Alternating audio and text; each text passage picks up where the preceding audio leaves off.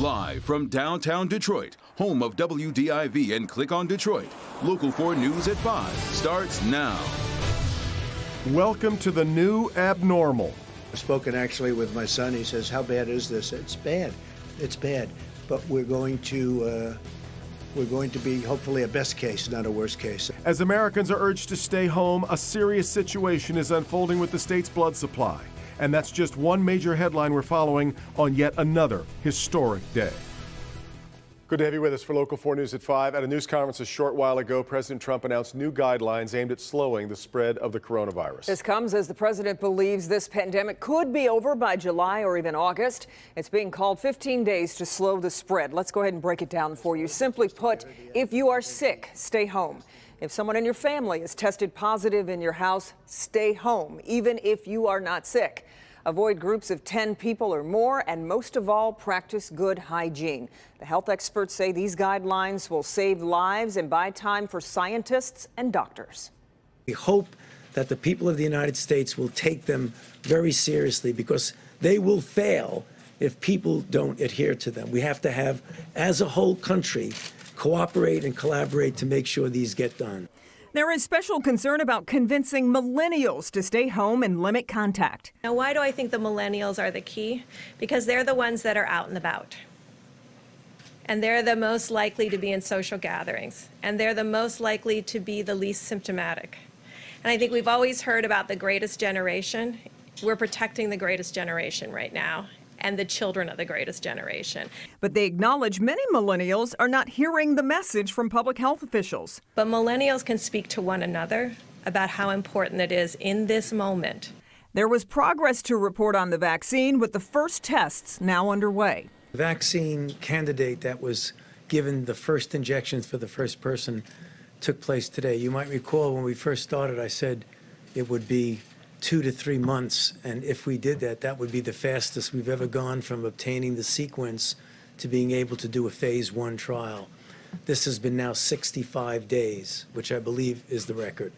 But there is still widespread concern about testing backlogs. We need to make sure that we've got the ability to make all the tests, to run the tests, and to get results in real time. And the need to slow the spread of cases now. There is no healthcare system in the country that is capable of handling what would be a tsunami of cases that we've seen in Italy and other countries.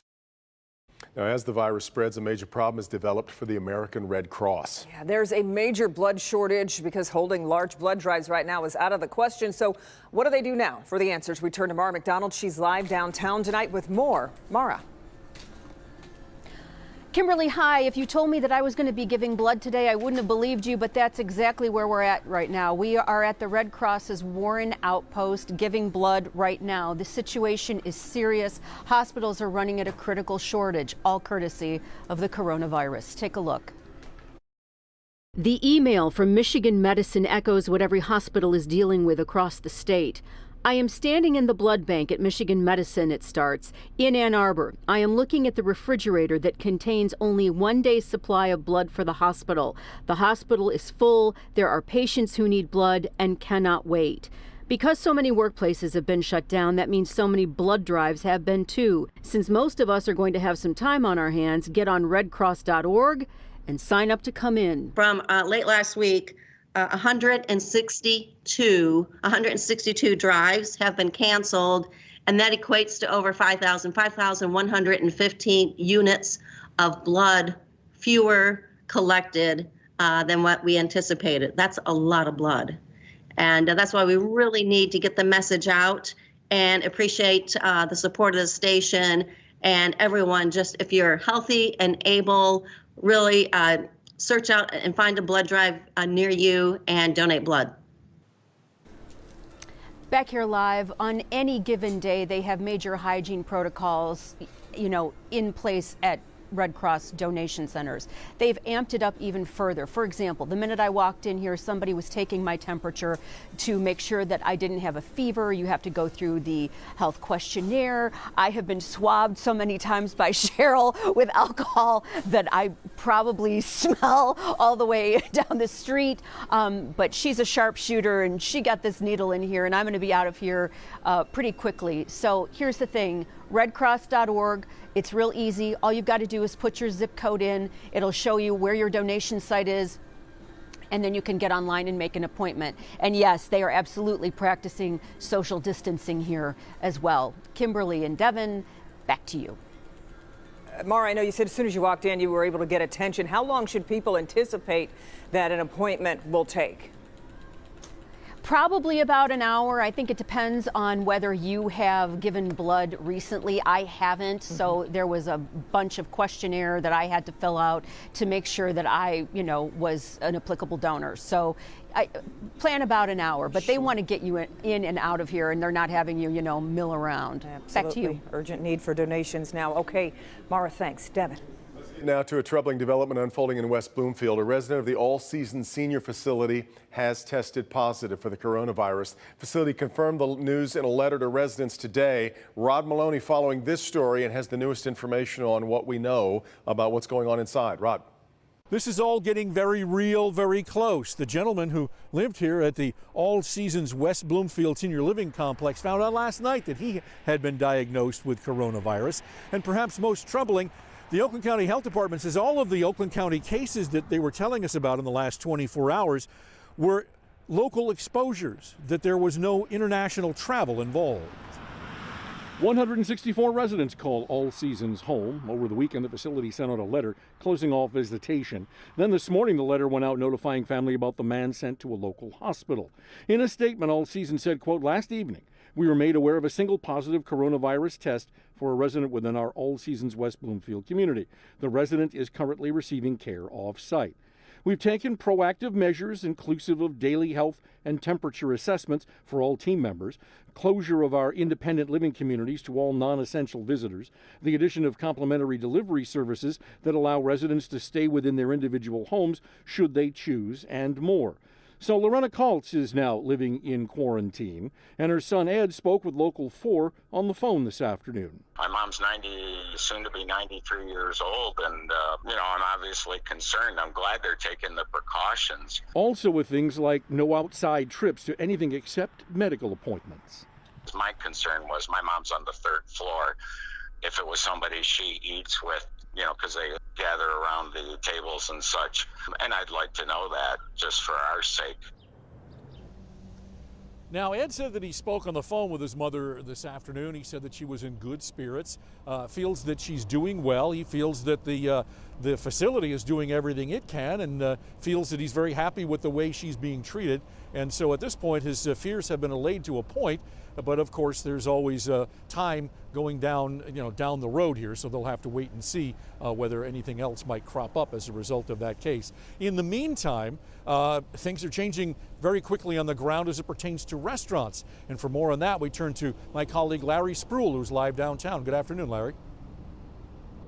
Good afternoon, Rod. Now, this was some shocking news for restaurants. Take a look. You can see this closed sign on just many of the doors here. We are closed. This other sign says due to the coronavirus situation and the ban from the governor. Also, just take a look. It's Monday afternoon, 5 o'clock, and here on Woodward, no traffic on the roads, which is really going to be the norm for a long time, at least until the end of March. And the businesses tell me they're expecting the impact to last a lot longer than that. From Checker Bar in Detroit to Detroit Taco Company in Royal Oak posted these closed signs on their doors informing everyone they won't be open for dine-in customers, at least until the end of March. Now that's because of the newest ban issued by Governor Gretchen Whitmer. She's closing the dine-in sections of all restaurants, only allowing service through delivery, takeout, or drive-through in order to stop the spread of the coronavirus. Hopefully this will be done and over with in 2 weeks.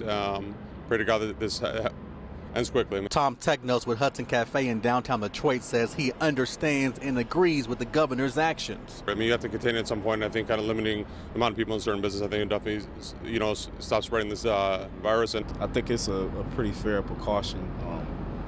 Trying to eat more at home anyway. Michael Franklin says he eats out nearly every day and cooking at home will be different for him, but he understands for safety reasons. I think everybody should want to, have less contact with the public as possible. Michigan Attorney General Dana Nessel released this statement. It says, in part, it is heartbreaking that an industry built on service to others must be shut down to help protect and keep safe the families they call their customers and friends.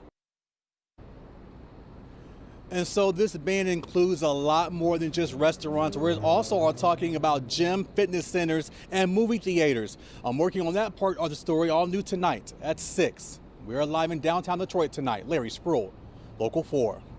Reaching into so many parts of life, including here, we're spreading out as far as we can, practicing social distancing even in the studio. All the casinos in Detroit are also shut down now, yet another move to try to stop the spread of coronavirus. But there's a huge concern tonight about lost wages and lost revenue. Right. Specifically, the city of Detroit stands to lose $600,000 in tax revenue per day with the casinos closed. Nick Monticelli continues our coverage. Germs.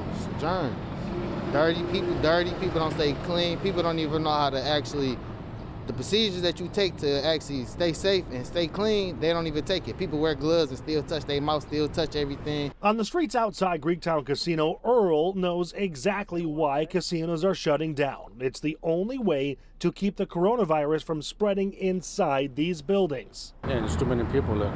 You don't know who got what. Ibador Rahman works at Fishbones and is already seeing the ripple effect. Business is so down drastically. Yes, it's been down. All 4 local casinos are now closed. At Caesars Windsor, both the casino and hotel started closing at 4 a.m. Motor City started closing at noon. The hotel is still open. At Greektown, the casino closed at 5. Their hotel is also open. But at MGM, both the casino and hotel closed at 5. And as Earl pointed out, people's finances could be in jeopardy. So you gotta stop on rent. You gotta stop everybody. Everybody can't pay rent for a minute. They gotta be bills. Basically, the whole government gotta stay at a standstill. However, when they announced the closures, Greektown Casino said it is paying its employees full wages and benefits during this 2-week closure. No, that's good. Now, as long as they do something like that, that's important because, that's a family. We're downtown, Nick Monticelli, Local 4. Okay, Nick, and the markets are in for another roller coaster week as policymakers continue to ramp up their response to the global coronavirus outbreak. Stocks tumbled 13% today, even after the Federal Reserve embarked on a massive monetary stimulus campaign. The Dow Jones Industrial Average fell nearly 3,000 points, the biggest one-day drop ever, and the largest tumble of the month-long downturn. Both the Dow and S&P had their worst day since 1987. The major averages fell toward their morning lows after the president said the outbreak could last until August. He also told reporters the U.S., quote, may be heading into a recession. And we hope you'll join us tomorrow night for our live special. Dr. McGeorge will be answering your questions on the pandemic. Help me, Hank, with the latest on travel, scams, and Rod Maloney with how this is affecting your money. That's tomorrow night at 8. So just another manic Monday. There's a lot more to come. First, let's check in with Ben. Yeah, guys, got a few showers we're watching on 4 Live radar, so these will move through this evening. What can we expect for the rest of the week? We'll answer that question coming up. Okay, Ben, and they just are not heeding the warnings. New tonight, why adults under the age of 30 continue to go out, even though they could be more likely to be carriers of the coronavirus. Hank.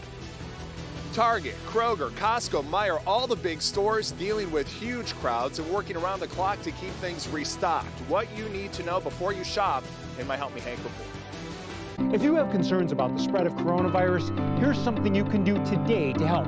Practice not touching your face. It's not easy for most people, and it's one of the most common ways that we infect ourselves with viruses from our environment. Dr. Frank McGeorge.